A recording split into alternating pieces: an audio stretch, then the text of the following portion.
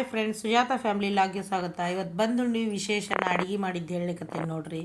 ಈ ಚಟ್ನಿ, ಕೋಸಂಬರಿ, ಕಾರ್ನ್ ಕೋಸಂಬರಿ, ಉಪ್ಪು, ಲಿಂಬೆ ಹಣ್ಣು, ಇದು ಚಟ್ನಿ ರೀ. ಇದು ಕುಂಬಳಕಾಯಿದು ಅದನ್ನೆಲ್ಲ ಹಾಕಿ ಚಟ್ನಿ ಮಾಡಿದ್ದೆ.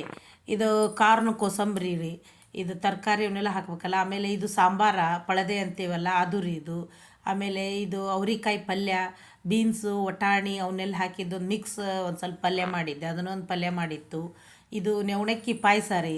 ಇದು ದೇವಿಗೆ ಶ್ರೇಷ್ಠ, ಇದೆ ಭಾಳ ಪ್ರೀತಿ ಅದನ್ನು. ಇದು ಸಂಡ್ಗೊಳಿ ರಸ ಇದು. ಆಮೇಲೆ ಇವು ಹೀರಿಕಾಯಿ ಬಜ್ಜಿ ಮಾಡಿತ್ತು. 2 ಬಜ್ಜಿ ಮಾಡಿದ್ವಿ. ಒಂದು ಹೀರಿಕಾಯ್ದು, ಒಂದು ಇದ್ರದ್ದು ಬಾಳಿಕಾಯ್ದು ಒಂದು ಮಾಡಿದ್ವಿ. ಇದು ಹುಗ್ಗಿ ಮಾಡಿದ್ವಿ, ಅಂದ್ರೆ ಪೊಂಗಲ್ ಅಂತಾರಲ್ಲ, ಖಾರ ಪೊಂಗಲ್ ಅದನ್ನು ಮಾಡಿತ್ತು. ಹೋಳ್ಗೆ ಮಾಡಿದ್ವಿ, ಬೇಳೆ ಹೋಳಿಗೆ, ಒಬ್ಬಟ್ಟು ಅಂತಾರಲ್ಲ, ಬೇಳೆ ಹೋಳಿಗೆ ಮಾಡಿತ್ತು. ಆಮೇಲೆ ಅವರಿಗೆ ಪುರಿ ಬೇಕಂದಿತ್ತು, ಪುರಿ ಮಾಡಿದ್ವಿ ಒಂದಿಷ್ಟು. ಅದು ಹುಳಿ ನೋಡ್ರಿ, ಇದು ತರಕಾರಿ ಎಲ್ಲ ತರಕಾರಿ ಹಾಕಿ ಹುಳಿ ಮಾಡಿತ್ತು.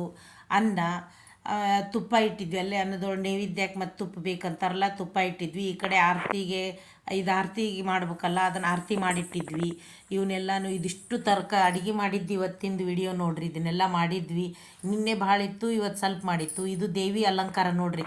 ಎಲ್ಲ ಥರದ ಹಣ್ಣು, ಕಬ್ಬು ಅದನ್ನೆಲ್ಲ ಬನಶಂಕರಿಗೆ ನೈವೇದ್ಯ ಮಾಡಬೇಕು, ಅದನ್ನು ಮಾಡಿದ್ರು.